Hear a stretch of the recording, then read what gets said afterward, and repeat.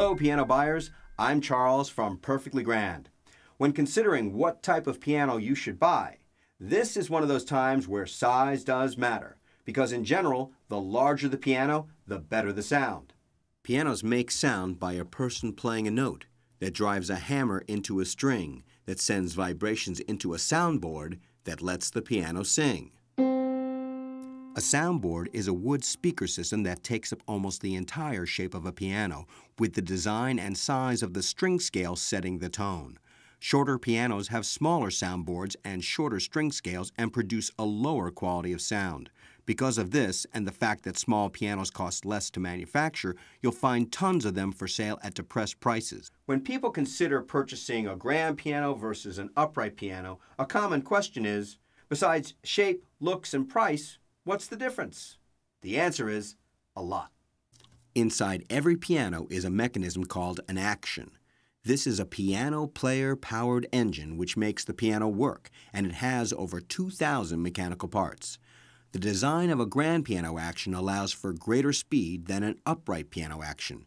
In addition, a grand action gives the piano player greater control over dynamics, which is the ability to play very loud to very soft.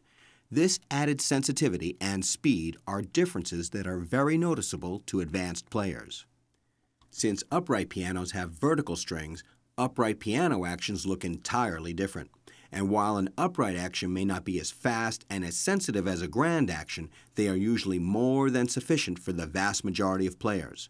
Only one action truly limits a player's ability, and that is the action of a spinet. Upright pianos have 4 basic models. Full uprights, which measure 47 inches or taller, have sound quality that can rival small grand pianos. Studio uprights, which measure 44 inches through 47 inches, and consoles, which measure 40 inches to 44 inches, have average sound quality, the taller ones being better. The shortest upright pianos are called spinets, which measure 36 to 40 inches. This is the model you should avoid.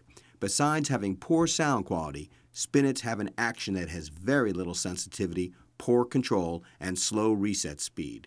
To make matters worse, it's usually more expensive to do a minor action repair on a spinet than any other type of piano. Consoles and spinets can look very similar, so if you're interested in buying a console, you better make sure you're not buying a spinet. To be absolutely certain, you have to look at the action. Spinet actions can easily be seen by removing the bottom board. Kneel in front of the piano, look under the keybed, and depress the springs that hold the board in place. Let the board fall into your hands and pull it away. If you see something that looks like a mechanism, you're looking at a spinet. If you just see piano strings, you're not. No matter what type of upright you try out, few can match the volume and sound quality of a medium to large-sized grand.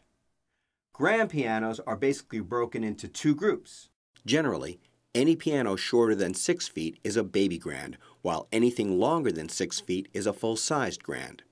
The line between good quality sound and better quality sound is right around 5'6". As you start going shorter, you'll hear an appreciable loss. As you start going longer, you'll hear a noticeable gain, especially with grands over 6 feet. But if you're determined to buy the biggest and best sounding pianos, you'll be looking at concert grands, which are 7 feet and larger, and command the highest prices in the piano world. Baby grands that are 4'11" and smaller are really the spinets of the grand piano world, and while they do have a faster grand piano action, they have poor sound quality and are really more furniture than instrument. You'd really be better off purchasing a 50-inch tall upright than a 4'11" baby grand. Plus, it would cost you a whole lot less. So, not only do larger pianos have a better sound, they usually have a higher quality of craftsmanship. Just remember, bigger is better. Stay tuned for our next video where I talk about buying new versus used. So long, piano buyer.